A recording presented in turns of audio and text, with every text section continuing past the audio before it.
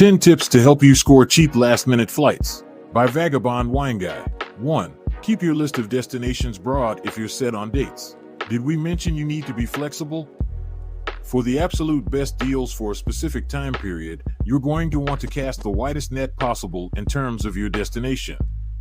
You're not likely to find a great last-minute deal to one specific destination, but you might find a deal for some destination.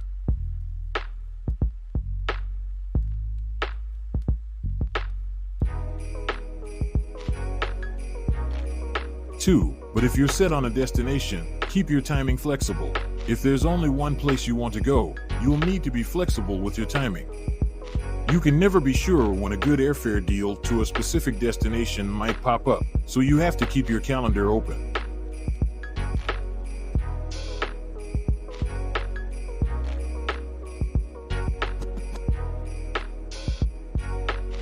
3. Check departures from multiple airports. On the note of flexibility, be sure to check all nearby airports, even smaller regional ones. And if you broaden your search to major domestic hubs, your chances of finding a good deal increase. Just keep in mind you'll also have to travel to that hub airport if it's farther away, so factor that into your budget. Still, the cost of 2 flights can sometimes be cheaper than 1 flight from your home airport.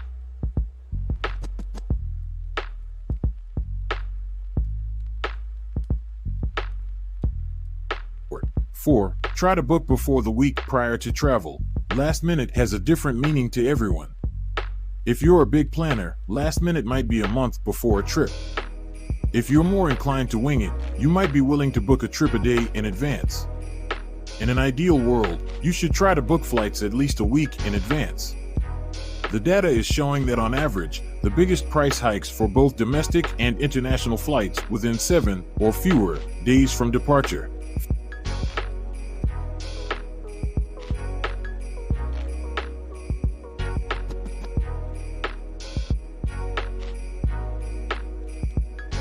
5. Search for just one ticket at a time. Even if you're traveling in a group, you should always search for a single ticket. In some cases, there may only be 1 or 2 tickets at the lowest fare. If you're searching for 3 tickets, you'll only see the price of the more expensive fare. In this case, you may need to book the 2 tickets at the cheap price and 1 ticket at the full price, but if you're willing to split the cost evenly amongst the group, you're still looking at a deal. Just be sure to link your reservations so the airline knows you're traveling together. You can do so by calling your airline.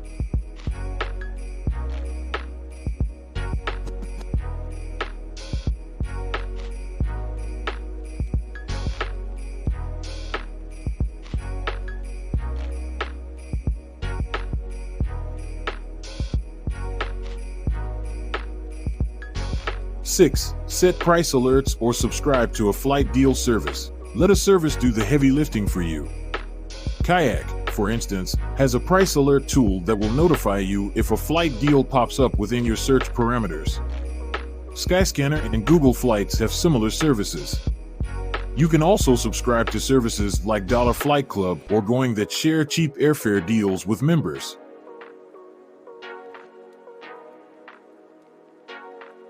7. Investigate upgrade availability at check-in. This isn't so much a tip for finding a deal on a flight itself, but rather for an upgrade.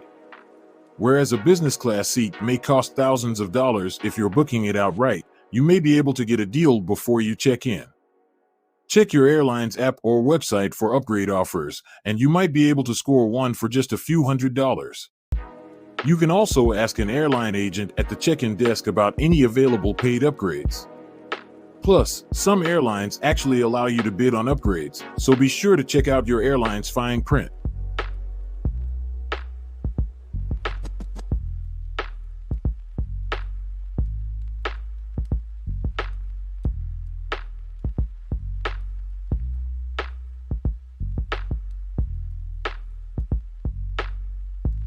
Eight. Search for one-way flights instead of round-trip flights. In some cases, it may be cheaper to book 2 one-way tickets than 1 round-trip ticket, especially if you mix and match airports. It requires a fair bit of extra research, but the potential savings might be worth it. 9. Avoid holiday travel. Forget about finding last-minute flights during holiday or peak travel periods, such as the end of December or spring break. Instead, look into traveling on a Tuesday or Wednesday, which are traditionally the cheapest days of the week to fly. 10. Check to see if the price of your already booked flight has dropped.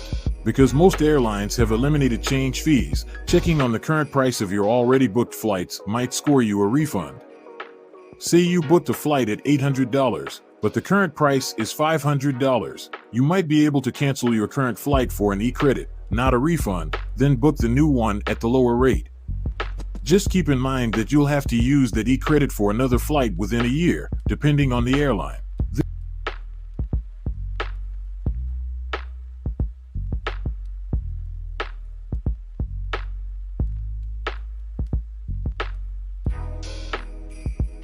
This video was brought to you by Palawan Perfection and its affiliates. Palawan awaits.